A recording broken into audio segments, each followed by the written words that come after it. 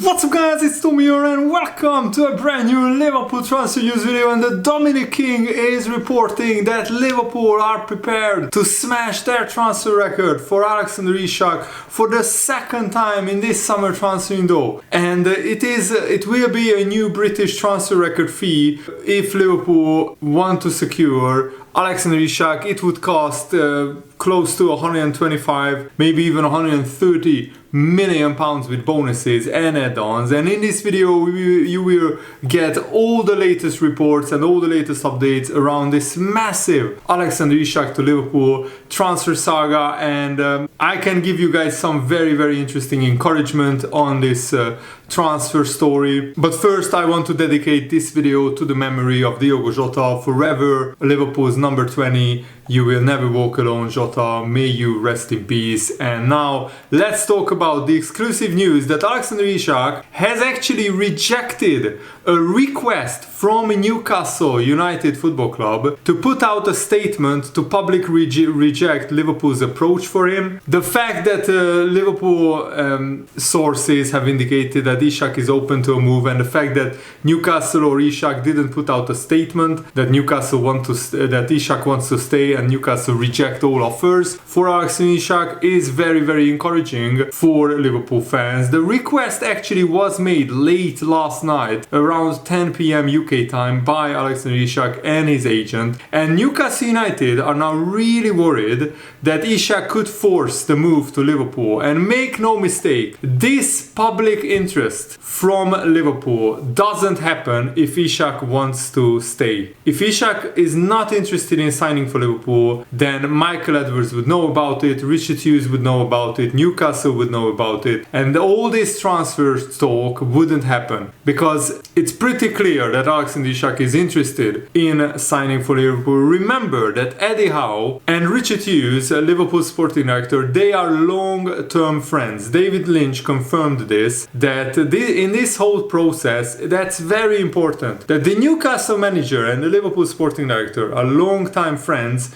meaning that they talk regularly, not just about football. They are in a very good relationship. And with that in mind, and this is something that was emphasized to David Lynch by a source inside Liverpool Football Club, that surely Richard Hughes isn't going into this Alexander Isak situation blind, believing that Newcastle are just going to reject this approach from Liverpool. I think Richard Hughes must have a sneaky suspicion that there is a possibility of Liverpool doing a deal here, and otherwise this whole transfer talk wouldn't happen. Otherwise, Richard Hughes and Liverpool wouldn't approach Newcastle to sign Alexander Isak unless the player himself suggested to Liverpool that he's interested in a move. And why wouldn't he be interested? The Newcastle fans saying Alexander Isak is happy at Newcastle, he just won a trophy, they are playing in the Champions League. Alexander Isak has higher ambitions than that. He doesn't just want to play in the Champions League. He doesn't want to play in the Premier League. He wants to win those competitions. And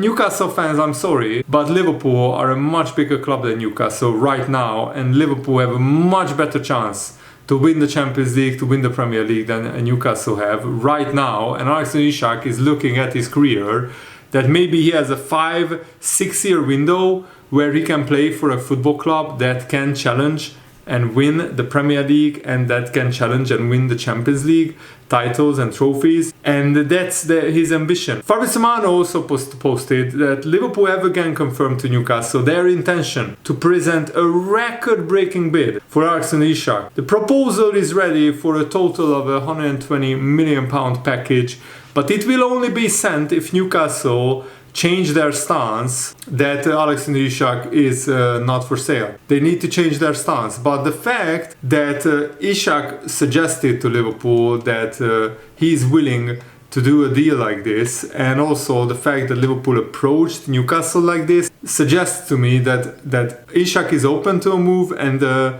Newcastle are open to sell Alexander Isak for a record fee, because they could rebuild their complete team with 120, 130, 140 million pounds, whatever that final package will be finalized. That I think, reading between the lines, and I've been doing this Liverpool transfer news business for more than a decade. Everything suggests to me that the player Alexander Isak clearly wants to make the next step in his career, and Liverpool right now is a very attractive opportunity for him. Like, imagine if you are Alexander Isak, you see Salah, Florian Wirtz, and either Luis Diaz or Gakpo on the wing, and you could be the number 9 in that team with Kerkez and Frimpong bombing up and down, with McAllister, Wirtz, Gravenberch behind you, with Van Dijk and Konate at the back, with Alisson in goal, the best goalkeeper.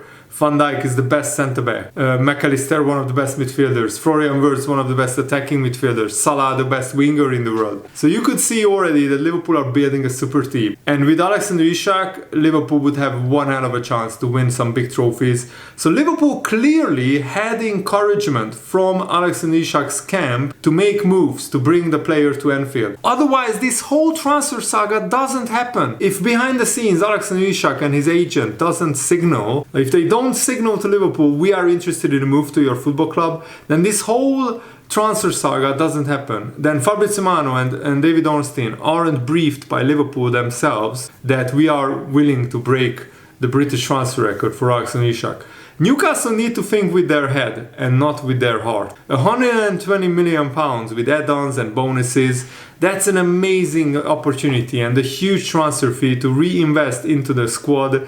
And Liverpool have done the exact same thing when Philippe Coutinho was sold for 140 million. We bought Virgil van Dijk and Alisson on the back of that, and then later we bought Fabinho and then Salah. So this led to Liverpool winning the Champions League and the Premier League twice. Sooner or later, Alexander Isak will leave Newcastle. The only question is, when does he leave? Does he leave this summer? Does he leave next January? Does he leave next summer? So right now Newcastle are under real pressure, and the next 48 hours will be crucial.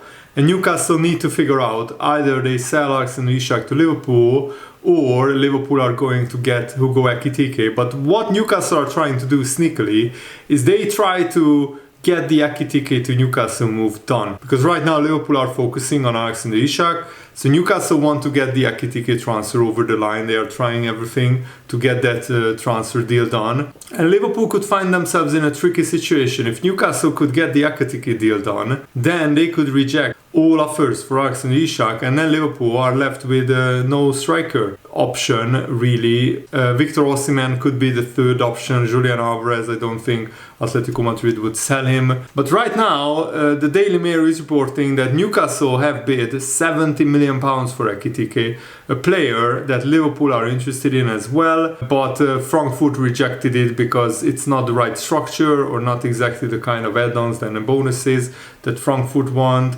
It has been a challenging window so far for Newcastle. They also agreed to sell Longstaff to Leeds United, and they already brought in some big players for big money. And Dominic King is reporting that Liverpool have discussed Ollie Watkins as a potential striker option, and Johan Wissa from Brentford as well. Victor Osimhen has also been mentioned. You know, I wouldn't be too disappointed with Ollie Watkins. I think he has the link-up play. Yes, he's 31 years old. But for like 30-40 million pounds, for the next 2 years, we could have a really good striker in Ollie Watkins, and then 2 years later we can still sign another striker, and until then we could have Ollie Watkins and Florian Wirtz alternating in the number 9 position. So yes, Liverpool have other options besides Alexander Isak and Hugo Ekitike, but at the moment Isak is Liverpool's number 1 transfer target, and Liverpool want to do absolutely everything in their power to get this deal over the line, and Richard Hughes and Michael Edwards are really working hard to do that. There is direct club-to-club contact between Liverpool and Newcastle for Alexander Isak, which is already a big step. And what is very important, that Isak didn't close the doors to Liverpool. he didn't reject Liverpool's approach. And he's in conversation with Newcastle, but he didn't stop Liverpool. He seems open to a move.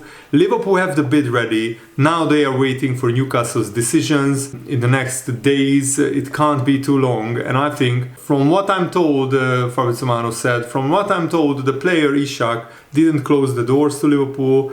He's open to a Liverpool transfer. Basically, Isak didn't stop Liverpool from approaching Newcastle. He didn't say to Liverpool, no, I'm not interested, I want to stay at Newcastle, I'm happy at Newcastle. So that's why this is all happening. I told you, if Alexander Isak doesn't encourage Liverpool, this whole approach doesn't happen. David Lynch also said, as ever with transfers, it would be unwise to make predictions on what will happen, but it feels like it will not take long for Newcastle's stance on the matter and Liverpool's response to that to become clear. So in the next 2 or 3 days, Newcastle, who are in conversation with Alexander Isak and also who are in conversation with Liverpool themselves as well, they will decide what to do in this situation. So the futures of Alexander Isak and Hugo Ekitike will be resolved in the next 2, 3, 4 days. But at the moment, Newcastle are trying everything to get the Hugo Ekitike deal over the line. So Liverpool have to act quickly and have to act smartly, because signing Ollie Watkins or Johan Wissa or even Victor Osimhen would be a downgrade to Alexander Isak. But Ekitike, I don't think he's worth 75 million. So I wouldn't be too disappointed if Liverpool let Ekitike go to Newcastle. And if we can't get Alexander Isak, then we could try for Victor Osimhen, who at the moment is still, not a Galatasaray player, even though he wants to play there. Napoli and Galatasaray couldn't agree a transfer fee yet. And Liverpool are patiently waiting for Alexander Isak to make a big decision in his career. Is this the first clear sign that he has made the decision, that Liverpool have approached Newcastle with a clear intent of breaking a British transfer record for Alexander Isak? Liverpool only move when the player encourages them. But don't get carried away. Newcastle will be hard to deal with, and rightfully so. Isak is their best player. They are trying to build a team regularly playing in the Champions League and trying to build a team maybe in the future capable of challenging for the Premier League title. And also, Isak has 3 years left on his contract, so they would want a massive deal. They have to get the best deal they can, Newcastle, and Liverpool would want it if it was the other way around, but we cannot disrespect their approach. And that's exactly what Liverpool are doing with Luis Diaz and Bayern Munich. We keep rejecting their offers, hoping that a higher offer will arrive, so Newcastle will do the same. But I think Liverpool can even spend 220 million without breaking the PSR rules. And especially if we sell Harvey Elliott, Luis Diaz and Darwin Núñez, then it's even easier to do this Alexander Isak deal. And right now it looks like Darwin Núñez won't go to Napoli. They are signing a different striker. And Darwin Núñez, you have to feel for him a little bit. He was really holding out for a European move, but the majority of clubs who were interested in Darwin Núñez, like Atletico Madrid, Napoli, they have moved on to other targets. And most of the clubs that are now interested in Darwin Núñez are from Saudi Arabia. So yes, it will be very beneficial for Liverpool to sell Darwin Núñez to Saudi clubs, but it's not a career move that Darwin Núñez particularly wants right now. He wants to stay in Europe and play in the Champions League. Also, you have to ask Newcastle, is there a player that at Liverpool that they are interested in? Somebody like Harvey Elliott?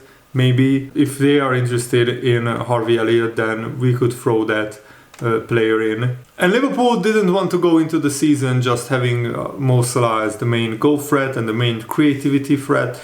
Trent Alexander-Arnold alongside Salah was the main source of creativity. Now it's Florian Wirtz and Salah.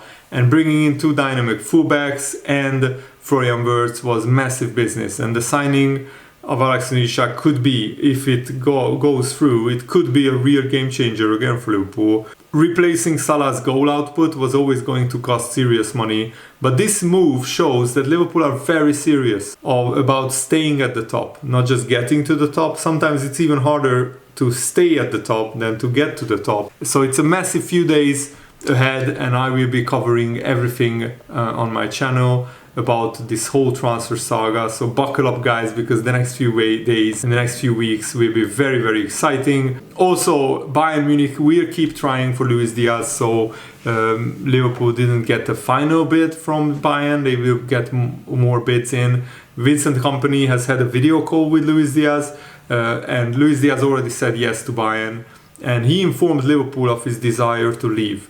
Liverpool have already been aware a few months ago of Luis Diaz's desire to leave. Now the clubs have to agree a transfer fee. Within Bayern Munich, important figures support the transfer. He is not seen as a transfer for the future, but one that immediately makes Bayern Munich better right now and helps them compete at a higher level with his quality and international experience. And I'm a big fan of Luis Diaz, didn't really want to sell him, but if he goes for something like 65-70 million pounds, then that would be a really, really good transfer business. And also Barcelona will try again for Luis Diaz. Of course, that's Barcelona is Luis Diaz's dream club. So what do you think about all the transfer stories that we talked about? Let me know in the comments below. And thanks for watching. Hope you enjoyed this video. Have a nice day. See you later, guys. Goodbye.